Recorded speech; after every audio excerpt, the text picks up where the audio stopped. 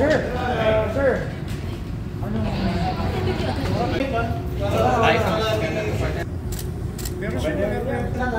Parating ginagamit ngayon na salita accountability.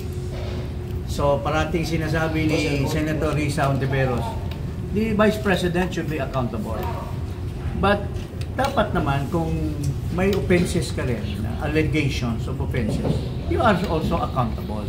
So today, dito po kami, together with myself, former Congressman Jing Paras, my good friend, Attorney Ferdinand Topacio, Attorney Manuel Luna, we are filing a case for disorderly conduct of Senator Risa Hontiveros with the Committee on Ethics. Section 16, paragraph 3, yun po ang ating basehan dito sa aming ethics complaint against Senator Risa Hontiveros. So, as explained by former Congressman Cinto Paras, kaming tatlo ang complainants dito. Ito po yung specific provision. No? Each house may determine the rules of its procedures, punish its members from disorderly behavior, and with the concurrence of 2/3 of all members, suspend or expel a member. A penalty of suspension when imposed shall not exceed 60 days. Narinig nyo na yung statement nung si alias Rene. No? Itong si alias Rene, nagsabi siya na binayaran daw siya ng 1 million ni Senator Risa Hontiveros through her underlings to testify. Prior to that, nag-testify siya kasi she was asked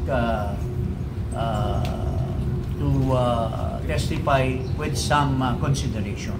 Statement si Senator Hontiveros na harassment ito at mag-concentrate na lang sa mga importanteng bagay. I would like to tell Senator Risa, ma'am, importante din po to preserve the integrity, the probity, and the reputation of the upper chamber as the chamber that is supposed to be composed of elder statesmen. Hindi po pwede yung upper chamber ay may mga tao na nagbabayad, nagtatamper, nag-iimpluwensya at nangingidnap po ng mga testigo. Importante din po ito. This is equally important as the inquiries that you are undertaking right now.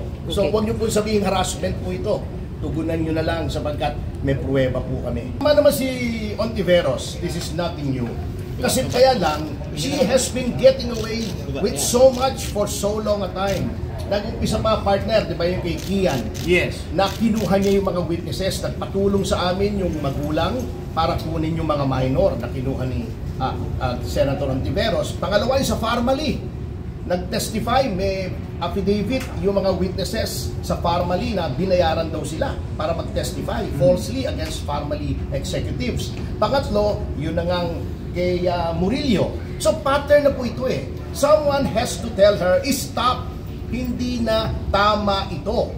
Especially, di ba, nung congresswoman siya, di ba, may allegations din doon sa corona impeachment that she fabricated evidence. Hindi po pwedeng ang isang miyembro ng upper chamber ay nag-iimbento ng ebidensya. Ngayon, may latest na naman siya. Nag-cite siya ng jurisprudence. Mali naman pala. We cannot allow this to continue. Yun lang naman po.